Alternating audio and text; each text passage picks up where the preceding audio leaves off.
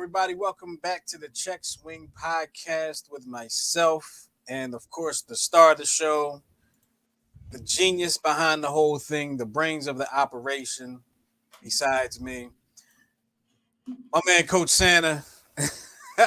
He is the star of the show. Y'all already know that. Tell you that every week. Appreciate y'all coming back and being with us. We are continuing our series on conversations with coaches, talking about baseball, talking about life, talking about approaches, talking about a whole lot of things.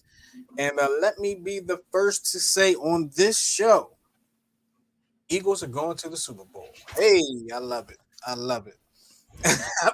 But like I like to start every show, I like to ask my people how they been. So Miguel, how have you been, man? Man, there's no greater feeling than being able to go through an entire season. We did it with the Phillies, with our predictions, and I never felt so glad to be so wrong in my life.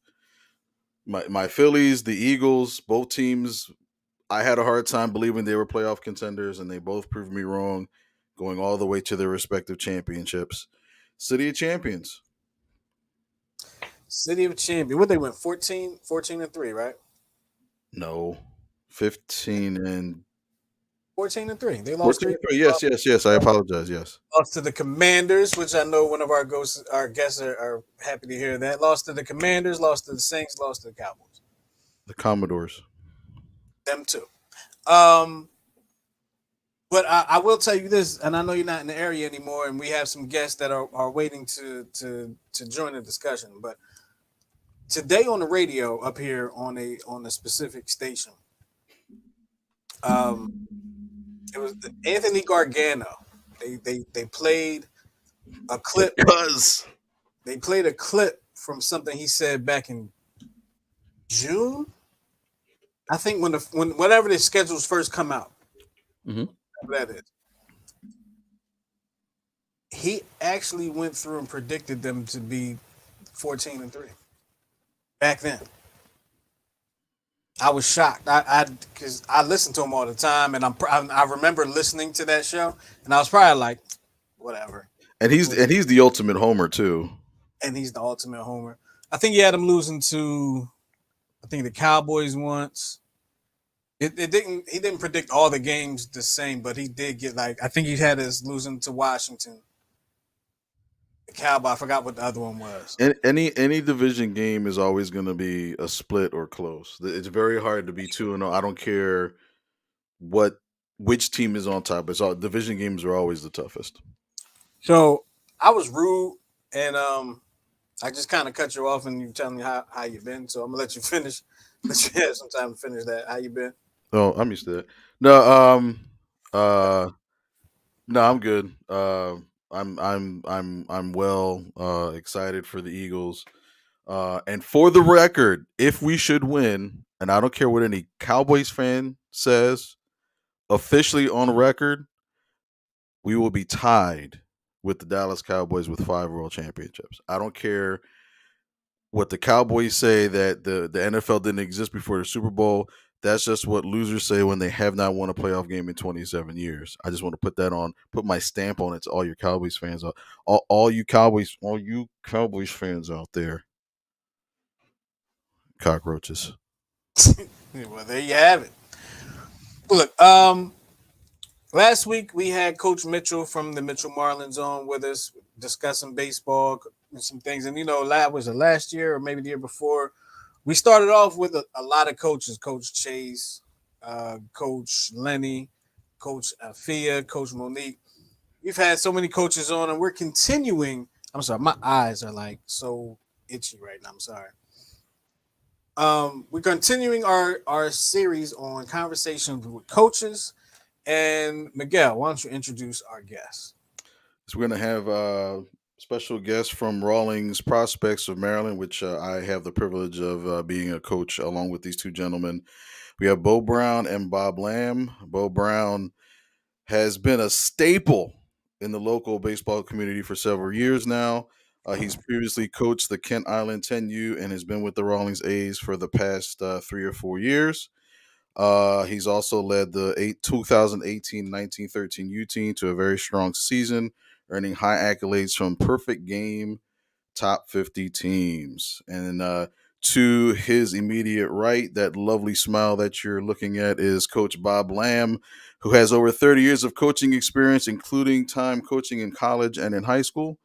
He served on the high school staff at Annapolis and South River and at the Essex Community College. In addition, he has coached at various youth programs around the state of Maryland, and is was the head coach for Syra. Forgive me if I mispronounce that. Fortune, who won the 2018 CBA championship. So, ladies and gentlemen, Coach Beau Brown and Coach Bob Lamb.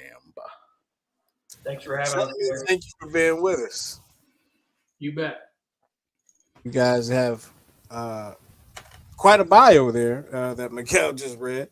So I'm going to start with this question right here because this question could probably change based on who you're thinking about, right? But the question is, how would your players describe you, coaches? You go first. I knew you were going to pass it off there. Well, as that bio says, I'm pretty ancient. I've been around a long time. So I'm pretty laid back. And that's exactly what the young fellas will say. And like one of my rules is that you don't cuss. There's no reason to get angry. You just keep trying to execute. So I'm the laid back one. I still feel like I'm fairly young, so I try to bring positive energy, high energy. My kids seem to like me because I talk to them on the same level. You know, I care about them. I care about them more what goes off the field than what's on the field. I do grade checks. I do, you know, I talk to them about their day. You know, how's school going? I care more about what they're going to be when they're graduated high school, in college, when they're adults. I think I've been around now that my first batch of kids that I really coached are graduating high school and are getting ready or have just started college. And, you know, so those are the things that I care about is what they do off the field more so than on the field. Well, guys, I need to interject because you need to cut me off sometimes if I talk too much. He's talking about his first batch of kids that are going through high school. Well, I also am assistant coach at DeMatha High School in Washington. And just the other day at practice, I was staring at a kid. I'm not going to say his name, but when I was looking at him, he reminds me of his father, who I had coached back in 1991. So that's when it really gets to be fun when you're coaching kids that are the sons of the kids that you coached before. I was still in elementary school in 91. Correct. So was I. Who was better, the son now or his father? His father. But I'm not going to let that get out to him. See, that's what I love about Coach Bob, because he'll be honest with you, but I think the players respect that honesty because, you know, they know when they're being sold a bill of goods. So you're right. Yeah, absolutely. You guys were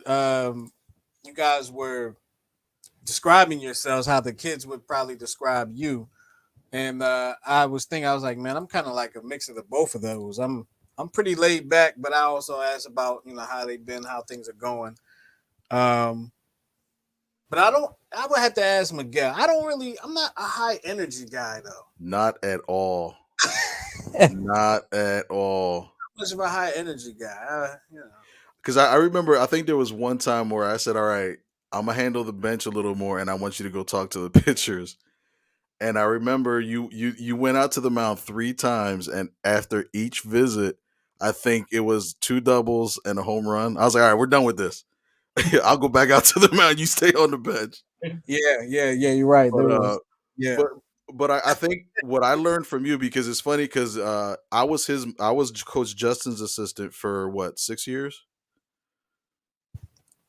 I don't know how It many was years. since Kinda. 14. Yes, it was about 6 years. So I kind of get my laid backness from you because I think when I first started coaching, I was like, "Oh, you gotta do this, launch angle, lift, power, through, all this stuff," and it was like, "Wow, they're not responding."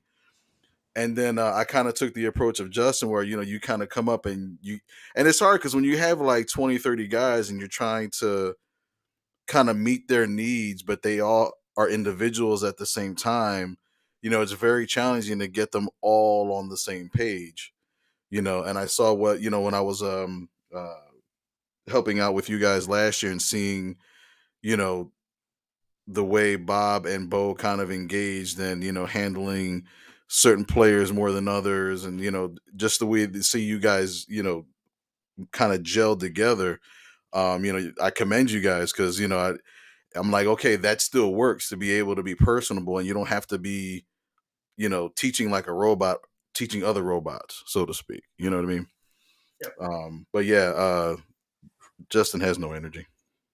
I'm not a bring the energy guy, but I do expect energy. It's kind of I, crazy. I will say this: the only time that I've ever seen Coach Justin get excited is with umpires. That's the only time I ever see you like throw something or like start cursing under your breath or that's the only time I really see I've seen you get like kind of worked up. Justin, I'm I feel you. go there.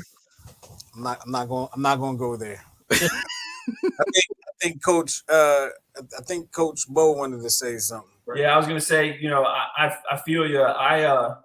I was an assigner for our umpire organization around here for 18 years. So I've worked summer college, high school state championships. I've umpired, championship games at Cooperstown Dreams Park. I run the gamut of umpiring, and that's where I get a lot of my experience from is just seeing what coaches teach and not teach and how kids interact on the field. And, that's where I get a lot of my stuff from is just what I learned watching at umpiring games and taking it all in. So, and try not to let parents yell at umpires or coaches yell at umpires. Yeah, he told me I had to be nice. Be nice to them because there's not very many of them left. That's true. Yeah, it's crazy how we have an umpire shortage, an official shortage. We got shortage everywhere. Right. What happened to them all? Like, I don't understand.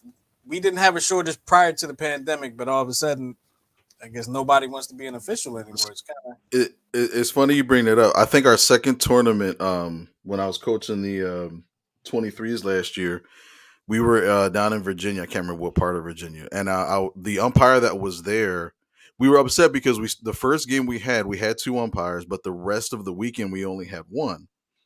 So I was talking to one of the umpires, and he actually was the head of the Virginia section of umpires for college and for high school. And he said the issue was the pay was too low because at a high school game or at a high school game, an umpire could get, I think, anywhere between like $80 or $90 a game, or they can go to NCAA Division II, Division III and get paid $400 a game. So he said college isn't hurting for umpires. And he also was saying too that a lot of the young guys that come in, they don't want to put in the work. So some umpires would do like 3, 4, sometimes 5 games in one day, and they're like one and I'm done. Yep. So they're not getting the same work ethic as previous umpires. And I think at that time this was last year in June. Right. No, it was in May, and he said that they normally would have like a 220 umpires in his division, and they were down to 140. Yep. And a lot of it too is that you get these new guys in, and it takes years to learn a craft like that. Like you just can't, like anybody can't get behind the plate and call balls and strikes effectively, or call bang plays at first base effectively, or know how to interpret the rules. It takes time. It really does. And I love umpiring, and there's days I miss it. I miss the umpiring aspect of it, but it definitely, you can't have a first year guy, just going through training and then expect them to go and do a varsity baseball game. It's not good for anybody. It's not good for the kids. It's not good for the parents, and it's assuredly not good for the umpires themselves. So, and that's one of the biggest things, like you said, Miguel. Like the umpires, are doing college stuff because the college guys are grabbing the high school varsity guys and pulling them up and saying you can come do this with us, and it's really hurting the youth baseball and the high school baseball for sure. Yeah, but he's talking nicely about umpires. Now, I got an issue about umpires. Miguel, if you remember last year, we took a 14U team to Omaha, Nebraska. Right. And we ended up, which we didn't think, we had a good team. We didn't think we were going to be very successful, maybe successful. And we ended up being the number 1 seed for the playoff round. So our first game, it's a highlight of our career. We had to play a Nebraska team. So now what happens when we're out of town and we're playing a Nebraska team, right? Yeah. Umpires got bad real quick. Our side. We also didn't hit that day. We got homered. we didn't hit very well that day either. That's not. Well, they had a good pitcher. Yeah.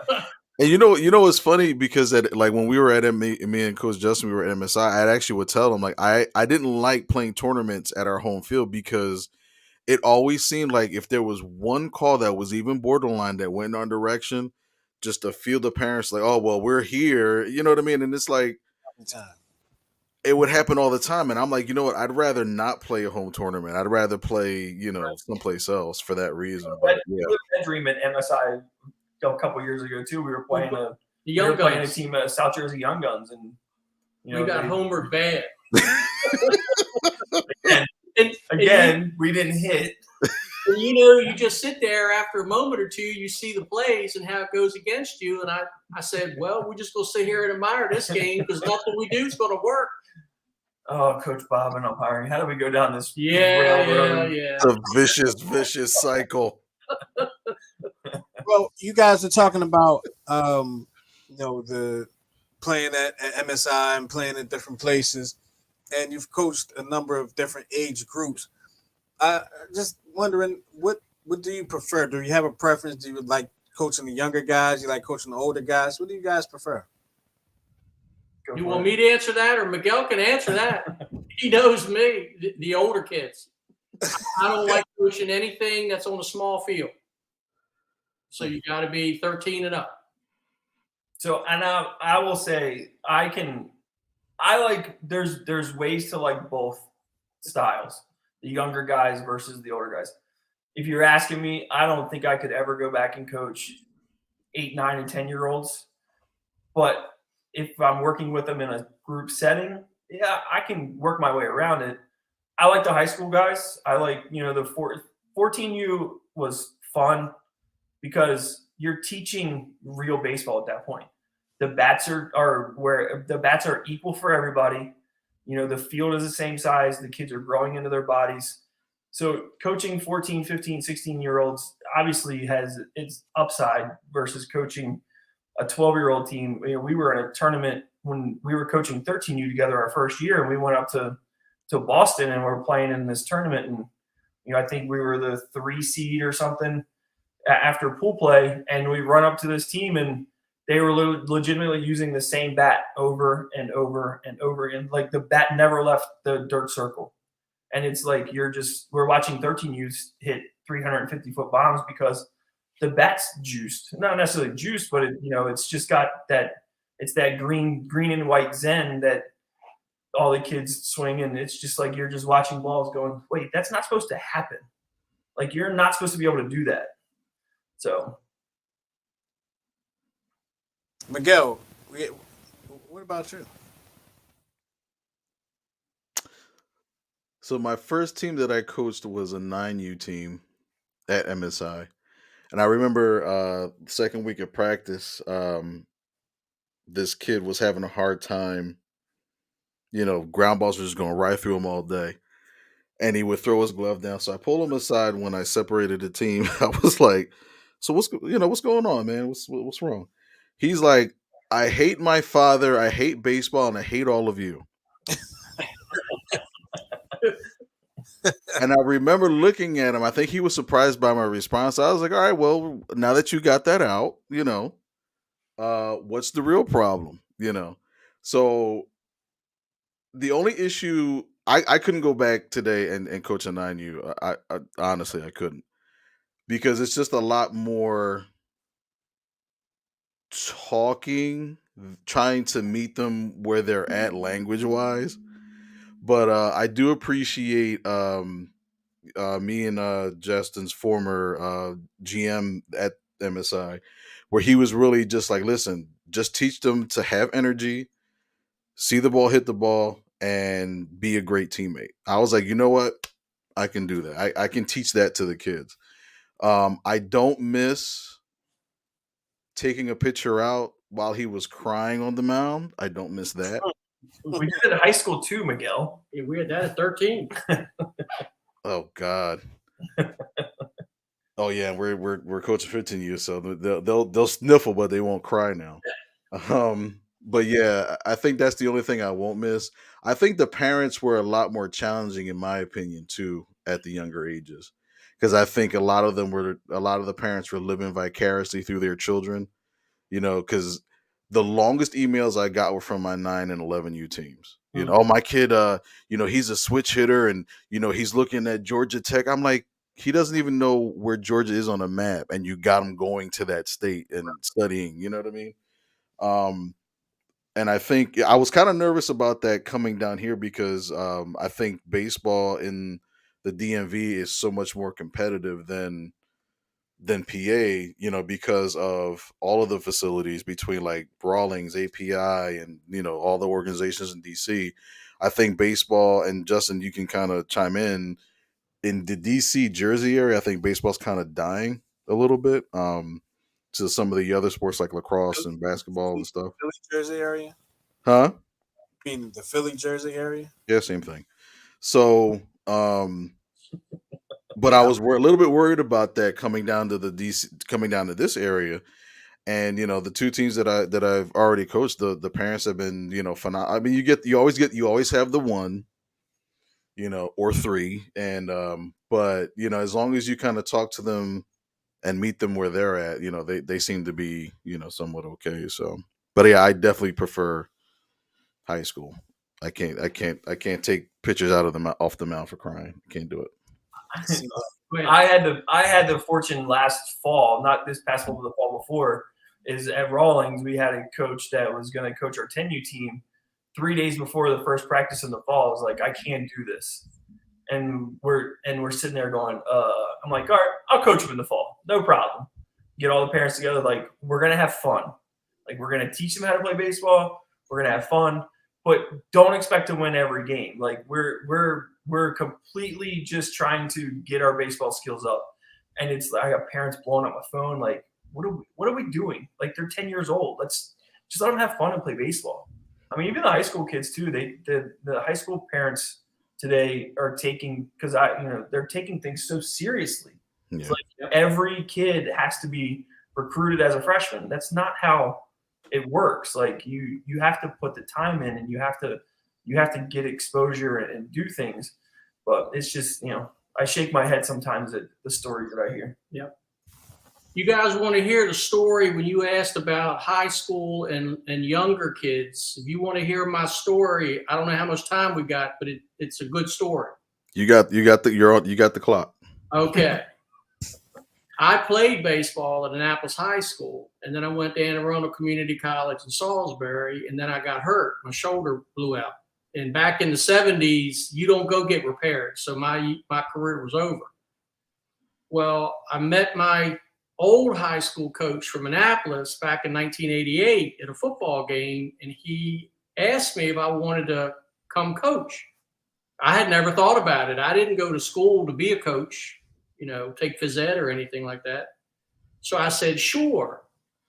And hopefully I had a little bit to do with it. In 88, we won the state championship. So there I'm coaching high school, and then I got to coaching summer ball at high school level.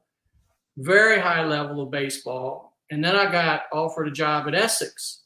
Now at Essex, I committed. We had fall ball and spring ball, but during the winter, we had workouts at 11 o'clock at night because that's the only time you could get the gym there. So I had just had a son in 1992, right in between. And one night I got home from practice and my wife threw my son right at me and said, you know, this is your son too. You got to take care of him. And the next day I went and told the coach that I couldn't coach after this year. So I had to become a family man. But I looked at my wife and I said, when my son reaches 6, I'm going to go back coaching again. So now that's how my circle went. I went from older down to young, and I'm doing T-ball. Now, right here. Oh, man. I can't imagine. So that's how I got back and started again. And the thing that got me that really, really made me think if I wanted to coach was it was co-ed because young girls could play on T-ball too. So you had to stand in the box and you had to help teach them how to swing and how to hit the ball. And I'm getting all excited in the instruction. And then the one little girl looks at me and says, Coach Bob, look at my nails. I just had them done. And I called my wife right then and there and I said, I don't know if I can do this anymore. And then as it went up, you know, it's like herding cats. So, but like Coach Beau was right, you got to be very temperamental. You got to be special to do younger kids because it just takes so much. Does. That story. The hardest thing with the little kids is not saying that word. Oh, Man, some of these little kids, they curse like truckers. Oh, yeah. Yeah. Yes, they do. and then what do you do about that? Don't say that. on our summer team, and I coach high school baseball at Southern as well, Southern High School. In our dugout, if you say the F word, it better be. I make them say gerbil, just so that way it's not the F word. I hate the F word. I've always hated the F word, and I say it, you know. But I'm 41 years old, and I feel like I can say it, but. Having a 15-year-old strike out and then come back in the dugout dropping F-bombs, it really bothers me. And it bothered me, too, when I umpired. I mean, I've kids that have been drafted that I restricted to the bench because they dropped the F-bomb at home plate. Like, Stop it. Knock it off. So. Don't mess with umpire. Don't mess with him as umpire. He'll run you. Because I've heard people drop F-bombs. I'm not going to name any names. I've heard people drop an F-bomb or two on the field. Was I walking away? Probably. All right, well, it doesn't count. It wasn't directed towards anybody on the field. But probably it was the kid that was getting drafted that he restricted to the bench. Oh yeah. I ejected a coach one of the last years I really umpired. I ejected a high school coach, and he argued. I tried to let him go. I tried to let him walk away, and finally I just ran him, and he waited for me at the gate when the game was over. And he was, make sure you put in your report that I didn't say a cuss word. Okay.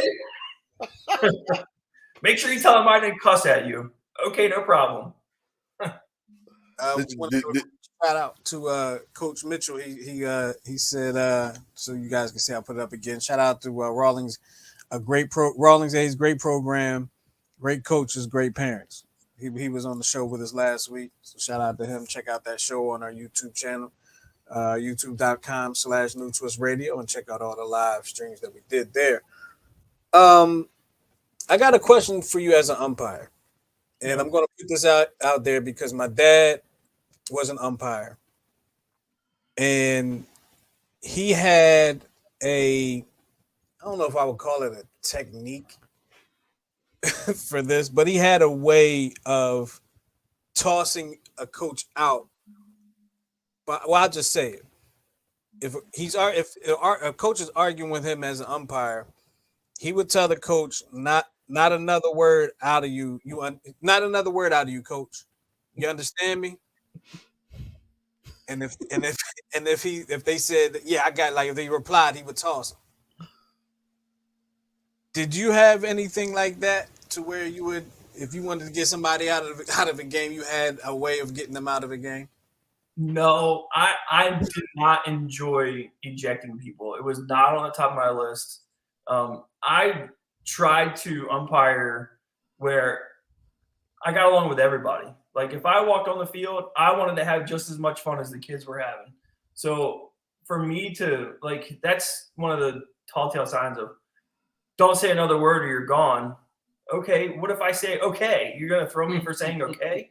Like, Yeah, yeah. I mean, that's that's the old school mentality. I think I kind of prided myself a little bit on not letting the situation escalate to that point. I try to be friendly with everybody, and I've umpired games where Dante Bichette was the head coach. Eric Milton, who coaches at Severna Park, pitched at Maryland, pitched for the Twins. I've had great interactions with them, and they were, this past spring, we're Southern's playing Severna Park, and Eric Milton's coaching third base, and he's a high-profile baseball guy, and he's like, I can see the catcher's sign. And like every other pitch is like, I can see the catcher's sign. Okay, great. But as far as like umpiring goes, no, I didn't run people like, don't say another word. Don't say another word or you're gone. That just never helps the situation. Never helps, because they're always going to say another word. You bet. In that situation, I'm always waiting for an umpire to say that to me so I can know not anything else. And they just can't wait for me to say something. Like, I've always wanted that to happen to me.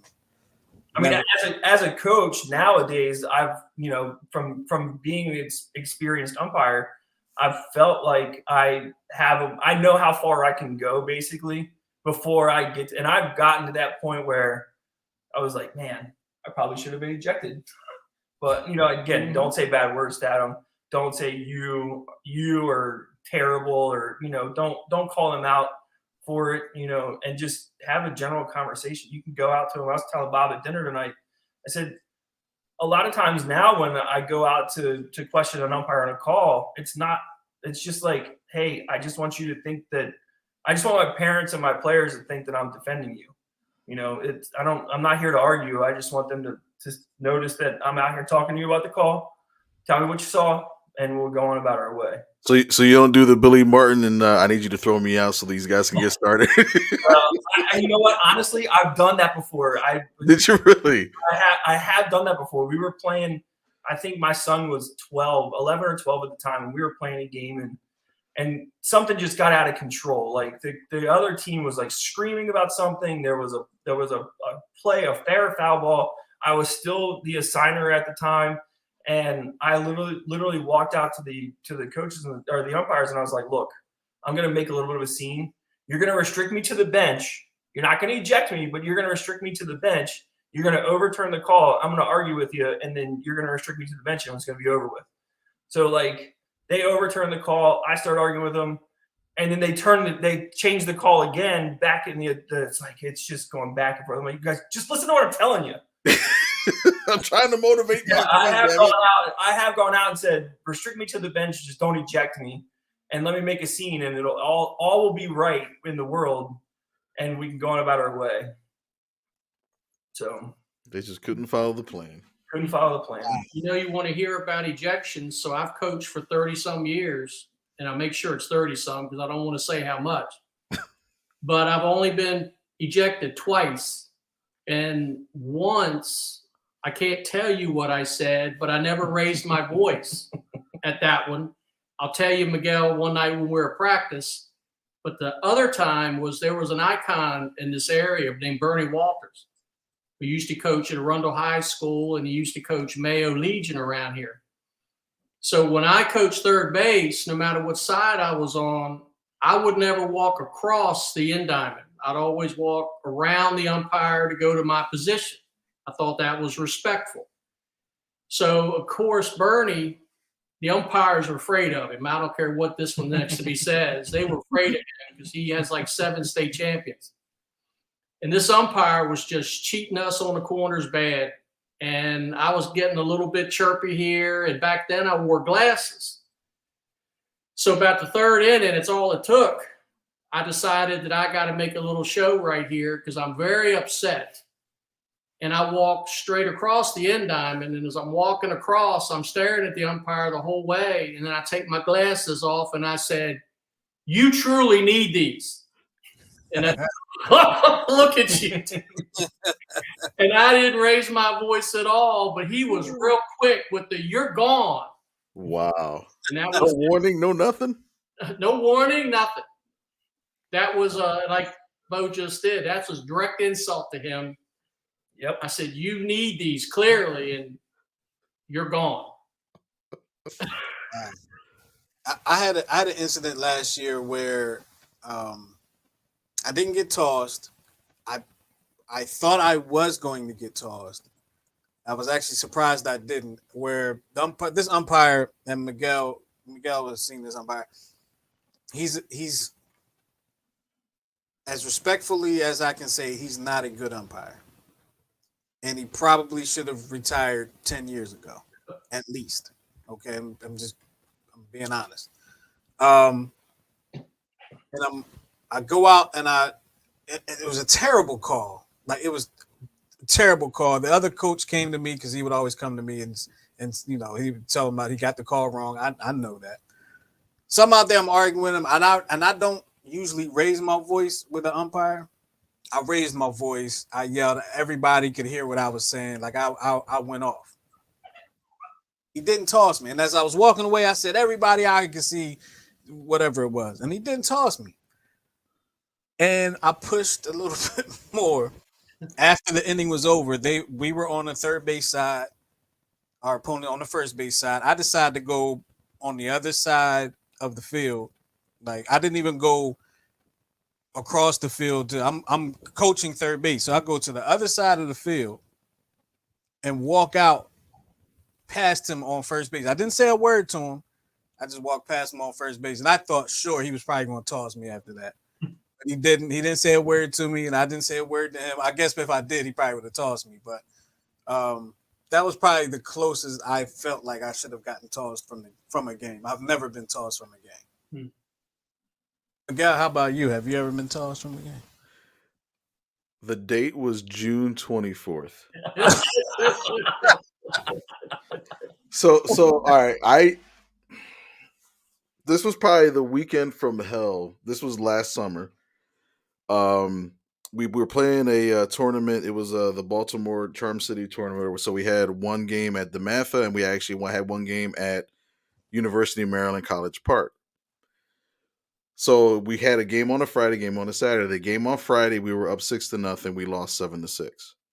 It was embarrassing. So we were up at University of Maryland. Same score, 6-0. And I kind of started to see the wheels starting to fall off. So I was like, oh my goodness, what's going on?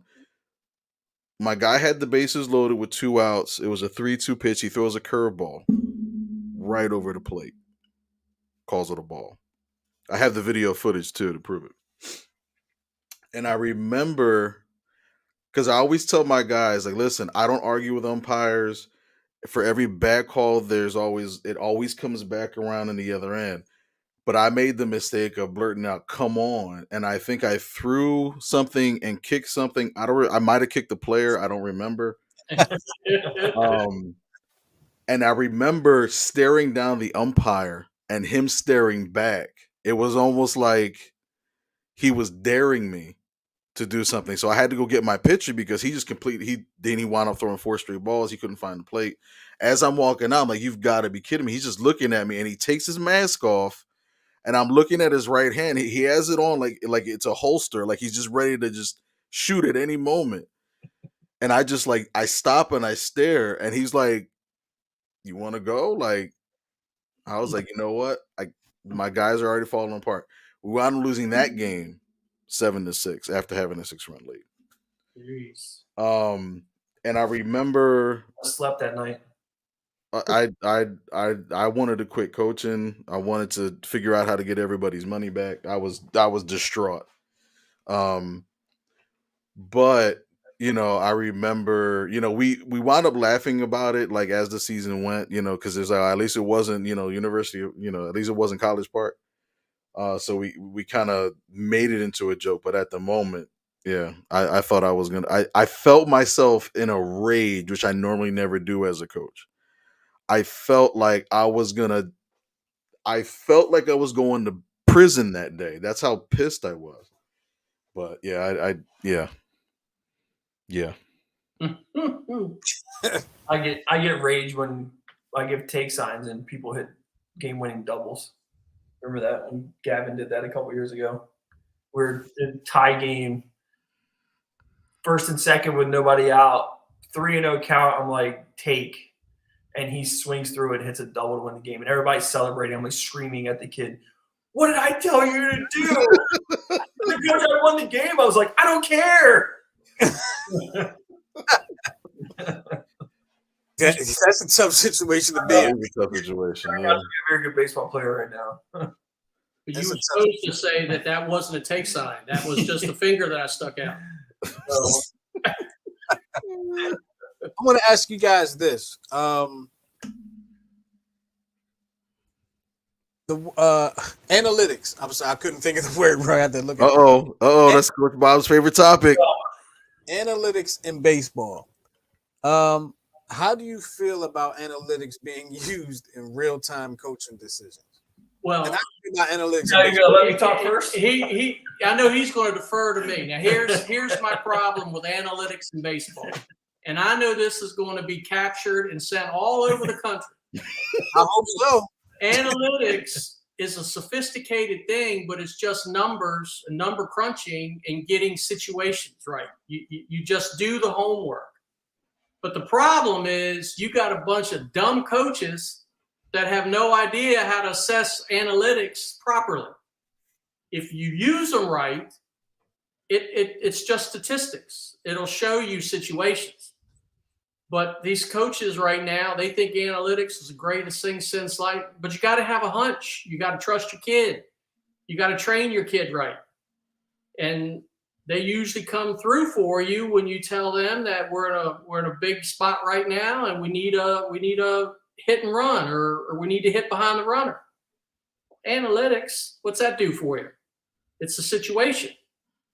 So I'm not in favor of it. So when these major leaguers are paying $100,000 for guys with analytics, I'm so glad that you said that because I remember when me and Justin coached at MSI, the first team that we ever coached was a 16U team, and we were in a tournament in Reading. We made it to the championship, and our pitcher, remember what was his name? We called him Pretty Boy or Pony Boy because he had perfectly blonde coiffed hair and a gold earring. He was dealing. Elias is what I'm thinking. And he was dealing. And it was 4-1 going into the bottom of bottom of the sixth. And I think there was a hit that it was a grounder to short, and then it just hit a pebble and just shot up like 90 feet in the air for a double. So analytics tells you, all right, if they go third time through the order, you got to take them out. So I had the bullpen warmed up. I'm like, even as I was going out, I'm like, I know what analytics says, but I got to see what he tells me when I get to the mound. exactly. As soon as I got to the mound, he said, Coach, I got this. And he looked at me with the fire in his eyes, and I looked around, and I think everybody was like, he's done. I was like, you know what? You got it. Then give it. Struck out the next 3 batters. We won the championship. Now, had I gone with the analytics and gone with the guy in the bullpen, you remember that big Okie guy that, I think his name was Justin. His mom was a trainer by profession, so he always had he had ingrown nails. He said, I have a damaged aorta. Didn't know how to spell it. If I would have put him in, he would have damaged his arm where he couldn't even throw. He admitted, he's like, if you would have brought me in, I would have been toast. But analytics doesn't account for those things. You know what I mean? Analytics has been around for decades. Like Coach Bob was kind of alluding to. But again, you use it in certain spots, but you gotta go with your gut sometimes. Because I think, Casey Stengel was the first one to use the platoon as part of his coaching style. Lefty versus lefty, righty versus righty. Earl Weaver was the first one to really say, like, he's the one that really dug into the numbers, like, well, how does he hit when the weather's hot or when the weather's cold, and he would make those changes, but he didn't, commit to it to the point where Blake Snell, Game 7 of the World Series, he pitches 6 innings and I'm going to take him out because he's going through the third time in the order, which I'm still upset about. Who does that in the World Series? You know what I mean? And I think that's what's costing people games, and I think that's why the game's not as enjoyable as it once was. Correct. I'll say too is I get both sides of it because I get to coach with Bob, who's got 30 years of experience, and he's an eye test guy. He's I can coach based on what I see, and then I've got Coach Shin, who kind of runs our high school program, and he's very young. He's great. Everything that he does has a purpose. We'll talk about fielding ground balls later. Correct. But he's more of the analytics. We use Blash motion sensors. We've used Rapsodo in the past. One of the good things we've done this year is videotaping, having our kids videotape themselves. So like they have the next guy up as videotaping their swing so they can go back and watch it. But Matt's very much into the number stuff. And one thing that we did this winter time with the high school guys is we spent the first month of just measuring exit velos or bat speed, Yep. and comparing what it was from the day we started to the end of the first month. And then Bob kind of took over and we started doing more, working on mechanic stuff, and we'll remeasure them as they get ready to go outside. But I get the old school approach from Bob. I get the new school approach from Matt, and it's a good way to try to. I always tell Bob, I'm bringing you into the 21st century, kicking and screaming. So, and I feel Bob and where he's coming from with that, because again, what's the term? Success leaves clues, and sometimes when a player has it and when a player doesn't. And you have to kind of coach based on that. You know what I mean? And video is not new. They've been using video, past 30, 40 years. So it's just a matter of, what you're seeing in the video and how it's translating, to the field. And I think, one question I could ask you guys is, why do you think it's so hard for some athletes to transition from their training in the lab to the field during games? And I'm asking that because from my experience, I always pick on this tournament that we had in New York where, we faced some really good teams, but again, we did the exact same trainings, the hitting off the tee, the balance drills, everything like that. But they couldn't pick up a pitcher that was tipping his pitches. They just weren't getting the sequence. Training doesn't do anything. That's the eye test. Like, the umpire came up to me in the middle of the 5th inning. Our team struck out 16 times in that one game. The sequence was fastball, curveball for 3 innings. The umpire came up to me, he's like, you do realize, like, every time he throws the curveball, he's like, yeah, he's tipping he taps his knee. And every single time they would take the first pitch, fastball over the plate, and swing and miss at the 2 curveballs. I'm like, what are we not doing? Why are we not adjusting? Why are we not taking what we did in the lab and put it on the field? So why is it sometimes that difficult transition of translating what we do in the lab? Why is it so difficult to translate it on the field? I'm going to take this one too. You take it first. I think it has a lot to do with kids don't play when we were growing up, we played sandlot baseball. Mm-hmm. I grew up in an area where we had an elementary school 3 blocks away, and every day after school, no matter if we were in middle school or high, not necessarily so much in high school, but when we were younger, we were playing sandlot pickup games for hours every single day. I mean, it's like the phone would ring and it would be like, Sandlot, go. And it would be a race to see who get there faster. Kids don't do that anymore. Mm-hmm. They're too busy on their phones or playing video games, or or they're taking swings in their backyard by themselves, or they're just not doing stuff to engage of thinking about how to play the game without being instructed on every single pitch anymore. It's very difficult because you're trying to get so much in, and so that's my feeling is they don't play enough games outside of coaches. I mean, I used to get parents would get lit up at me because I would start every fall practice. The first practice we would end playing wiffle ball for 45 minutes, and he's witnessed it. Parents walk up to me and go, "What are you doing? Like, there's so much to be done." I was like, these kids need to learn how to get to know each other. Yep. They need to build a bond and a friendship of just doing something that's not, okay, we're going to roll ground balls at you, or we're going to hit off a tee or do front toss or soft toss. And like, they just need to go out and just play and have fun.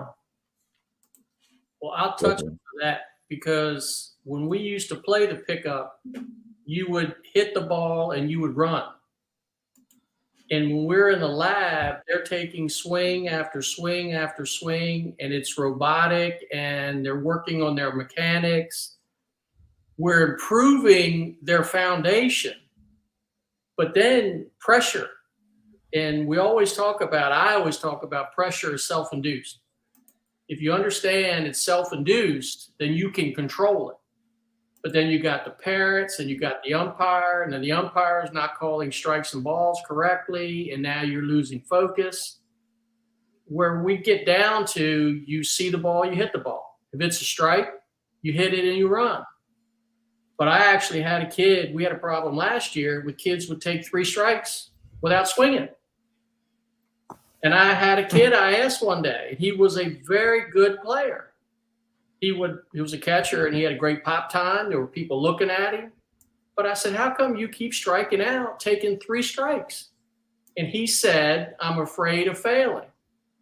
And I'm going, okay, now there's fear. But I said, if you don't swing, then you're not making any effort to fail. You've just hurt yourself. And that's what really bothers me. We talk about, we want game players. We don't want practice players. And you got to see the pitch and you got to hit it. And it means we talk about it a lot. I've had Beau and I've known him now for 4 years. Baseball, I don't want football guys and basketball guys and hockey guys getting on me. But baseball really is a game of life. You've got to be able to handle failure. You've got to be able to just drop your bat and your glove and transition from one to the other. You go from offense to defense and defense to offense. And that's life every day. So we really work hard on trying to build confidence to go out and execute, realizing that you're going to fail a lot more than you succeed. Amen to that. Yeah, and I was just telling one of the best things that Miguel says when he's coaching. I still repeat it. You're going to fail more than you succeed. What Coach just said.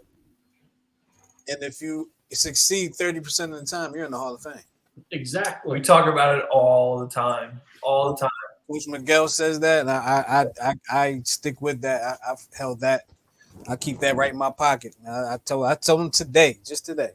But you know the greatest thing about that though is that's hits. Now we had a kid 3 years ago that had a batting average of 100. He was lower in the lineup, so all the studs were in front of him. And in 4 or 5 games, might have been more, he had 10 RBIs. Now, if you're living on batting average, you're failing. But if you're living in production, he was succeeding. Because there's other things you can do to help the team out. Yep, absolutely. And, I care about more about on base percentage than average. Yeah. Right. I want to see kids on. If you're getting on base, there's a reason why you're in the lineup. Like you can again, obviously, Bob's really good at he analyzes 10 games. After 10 games, you should know where you're at. You know where your season is going. So we kind of take it in 10-game spurts. That's one of the good things about Game Changer now is while the numbers aren't always correct, sometimes you might have, especially at high school at Southern, a lot of times, sometimes the kids are doing it, especially the JV kids. The varsity coaches, we kind of handle it on our own. But, I used to let the kids do it on the summer teams at 13 and 14-year-olds just so they got used to keeping score of something. So those numbers are kind of skewed, but they at least give you a foundation of where you're at. So. Absolutely. Absolutely. Gentlemen, we gotta. I can talk to you guys the rest of the night. We had a whole bunch of stuff to talk about, but we're running short on time, and I don't know if you've ever checked the show out, but there's a part of the show at the end where Miguel basically stumps me because like I'm terrible with jersey numbers for baseball. Horrendous. Like, basketball, I'm good. Football, I'm okay, but for some reason, jersey numbers in baseball, I'm terrible. But you're on a bit of a streak. Although last week, Coach Mitchell answered the question. He's like, "Oh, I know who this is." But see, you had a trick clue in there. Oh, the Triple Crown. So last week the answer was Pedro Martinez, who actually won the pitching Triple Crown. That's what ERA, strikeouts, and wins, I think, or I always forget what the third one is. And he was like Triple Crown, and he's a pitcher. So yeah, I kind of threw him off there. I remember when I was a kid, and this was in the mid '90s when when the Redskins. And I was never the greatest student in school. I didn't like doing schoolwork. I'm shocked. I wasn't the greatest. I knew very early I was never going to college or whatever. So like we were sitting at dinner one time, and my dad's looking at me like, who plays for the Redskins and what number? And I'm like, every number he gives me, I know every single Redskin past or present at that point that I could go down the list. And Mom goes, why can't you do your schoolwork like that? I was like, because this is sports. This is fun. Yep. Right. I heard y'all heard that. Yeah. Yep. Can't you do your schoolwork? Like, why don't you know your schoolwork like you know whatever? Nope. Because schoolwork sucks. I'm paying for it today, though. I think one of the first times I heard it, I think it was what's the TV show with Will Smith? Fresh Prince of Bel-Air. The theme song. Mm-hmm. And it came on. I think my dad was like, "Well, why can't you do your timetables as well as you could do that song?" Never said that song again in front of him. Never again. So here's what it looks like, gentlemen. And if you know the answer, don't blurt it out yet. Oh Lord, and the 1992 World Series. So he gives the jersey numbers and he gives some accomplishments. And I got to figure out who. And I always ask for hints because I'm always lost. But let's see. We have Hall of Fame, 12-time All-Star, 92 World Series, 6-time Silver Slugger, 7-time Gold Glove. Number 31 played for the Padres. Mm-hmm. Obviously played for the Blue Jays. Mm-hmm. The World Series in 92. Looks like the Yankees. Mm-hmm. Who else? Who am I missing? The California Angels, the Twins of Minnesota, and the Cleveland currently Guardians, but at the time they were called a tribe that we can no longer say. I feel like this one should be jumping out at me exponentially. It's easy. Uh-oh. I only have one name. I only have one name in mind. I'm sure it's wrong. I'm running through that 92 roster. I mean, see, I don't know. Ricky Henderson never played for the Padres. Right? Yes, he did. It's not Ricky Henderson, but he played. Because remember, Ricky Henderson played till he was 73, so it was one of the last two teams that he played for. You're right. All right. So there was Ricky Henderson. There was John Olerud. There was Roberto Alomar.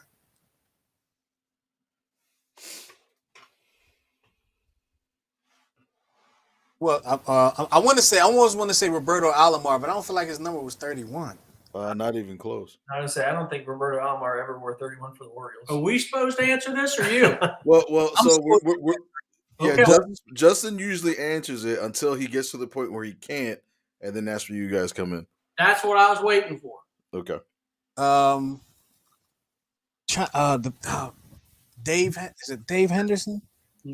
No, you were close. Nope. Dave, Dave Winfield. Yep. Dave Winfield. Got it. Yep. That's who it was. Dave Winfield. I think of the '92 World Series when Toronto was in. I always think of Joe Carter. Yeah, jumping up and First one, yeah, that's the first name that always comes to mind in that era. but Dave Winfield got the game-winning double. Mm-hmm. And he had a terrible swing. Oh, He's in the Hall of Fame. Look at the picture of him in the batting stance. That's half our guys in the cage last night. He was Cell phone hitters. He was a masher. I mean, he's one of the first ones I saw that he took a line drive, and it would have been a home run if it cleared the wall. It was like a line drive to the wall. Wow.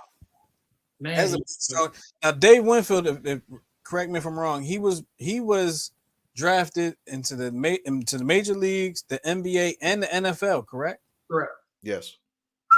Out of the University of Minnesota, I believe. That's correct. And why is he never considered one of the greatest athletes of all time? Because he played for Stein. Well, I don't know if Steinbrenner had anything to do with it, but he was the reason Steinbrenner was suspended from Major League Baseball for a couple years. So, you know how Steinbrenner was really involved with his team. He hired a private investigator to follow Dave Winfield around because he was trying to figure out why he wasn't living up to his contract or whatever. So, of course, that's illegal. So. And I think he was supposed to be the heir apparent to Reggie Jackson, the right-handed version of Reggie Jackson, because I think he signed in '81 to replace Reggie Jackson, and of course Steinbrenner said that was the worst decision he made of letting Reggie Jackson walk. Just for the record, the last team I remember Ricky Henderson playing for was the Hershey Bears.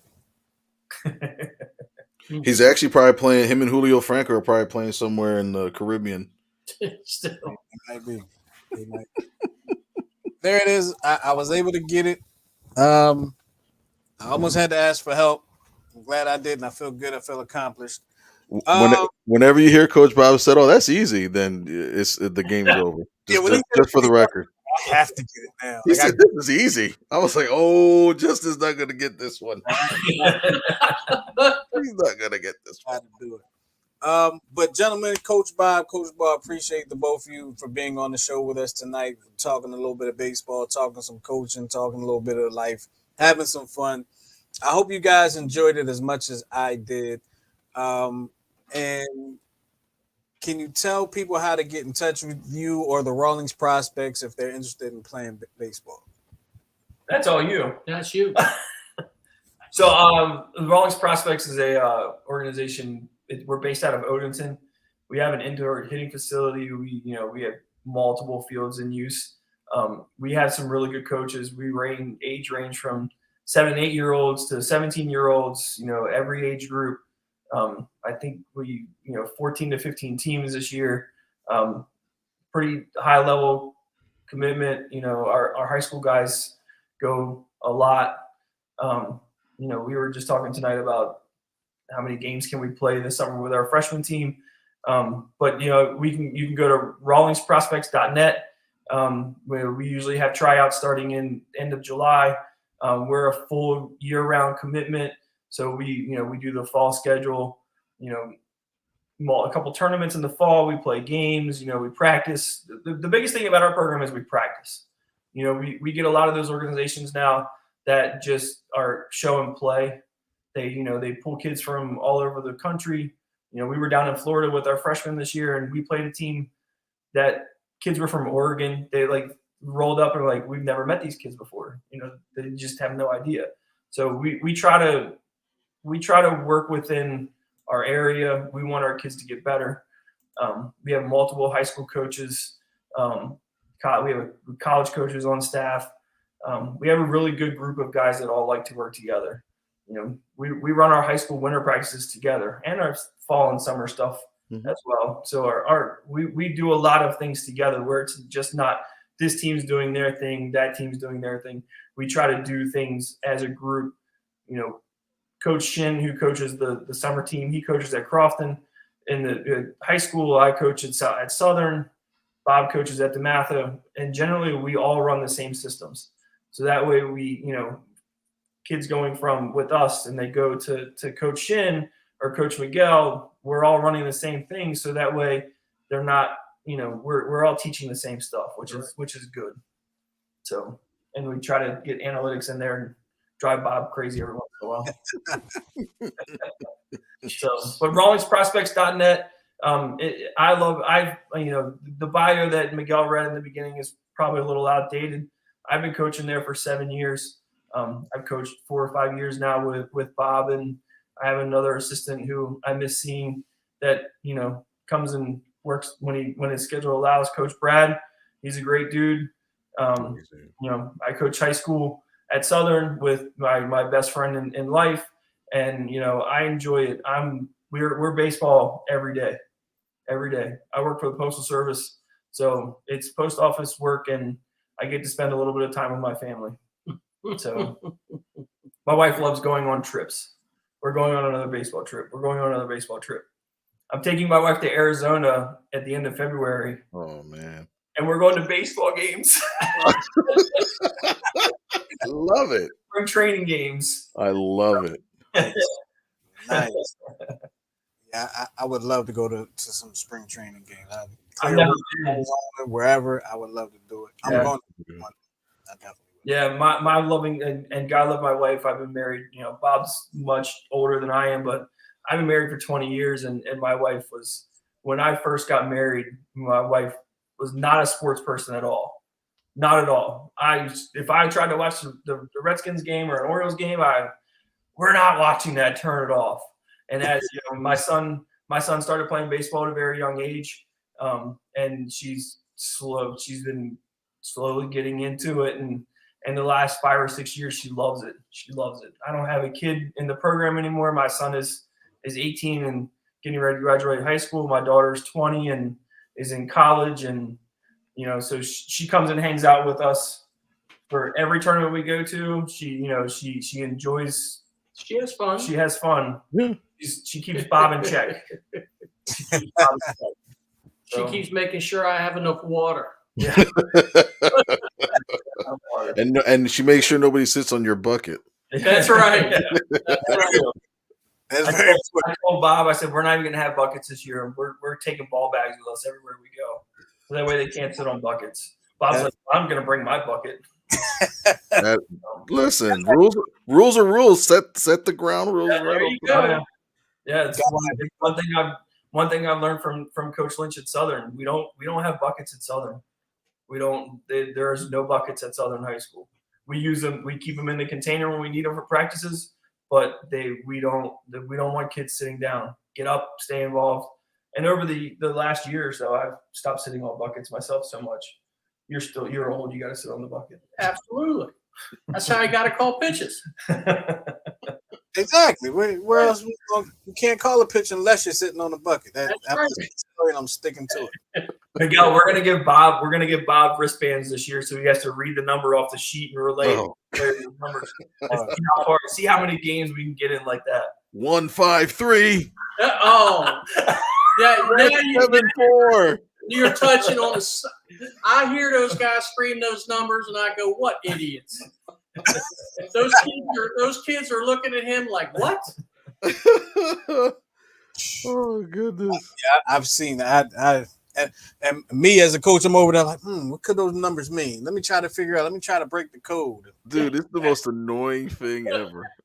Yeah, it's the most annoying thing ever. Well, gentlemen, thank you for being with us. We really appreciate you hanging out with us for this rendition out of the Check Swing podcast. And of course, this is our coaching series where we're having conversations with coaches. And Coach Beau and Coach Bob, we appreciate y'all being with us. We're going to get up out of here. It's about that time. And we appreciate y'all for hanging with us. Come back next week when we're going to preview the Super Bowl. Because all right.